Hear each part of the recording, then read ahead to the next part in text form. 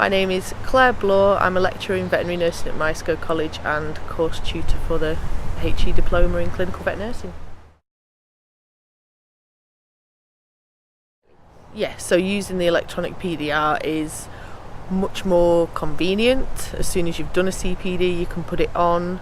There's more room for you to reflect upon the CPD, and yeah, it's just a lot more accessible.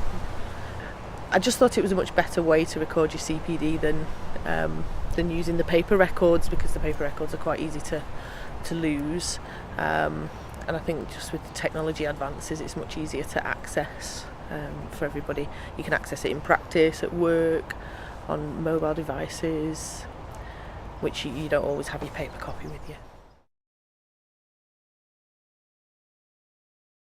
Well, time that I spend in practice, which I do work at weekends, that is classed as CPD for me as well, because I am a full-time lecturer. But I do quite a lot of webinars, go to congresses, and I've done a master's degree, and I'm currently doing a professional doctorate, so they're in the education side of things rather than the vet nursing side of things. But yeah, congresses, CPDs, BVNA CPDs, they run them here, so evening CPDs. Yes, I think there's quite a lot of free webinars that come round on email, and then there are also companies that are very good value for money for CPD. So I think hopefully a lot more people will be engaged with that in the future.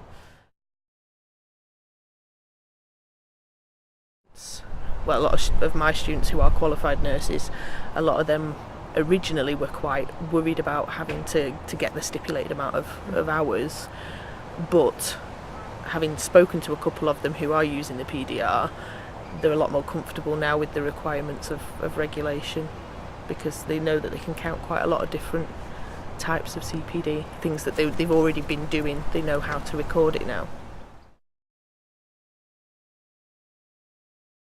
So the undergraduate students do understand that CPD is going to be a part of their professional requirements when they are qualified. We teach them modules about professional practice, trying to prepare them for that transition to qualified veterinary nurse from student veterinary nurse. So yeah, talking about the PDR and CPD and how they can achieve it and the kind of things they should be doing is all a part of that preparation. Definitely. I think protecting the title of veterinary nurse is very important, because there are so many people out there in practice who are working as veterinary nurses and they are not veterinary nurses. And I also think the issue with when RVNs are disciplined and they get put down to the list, they're still able to practice as a veterinary nurse and still undertake veterinary nursing duties, which I think is absolutely wrong.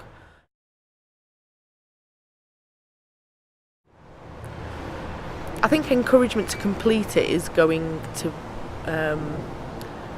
be increased by doing things like this and sharing things like this with veterinary nurses, whether it's via email, in the newsletters, but yeah, just more publications from the RCVS, really more ways of communicating this kind of information.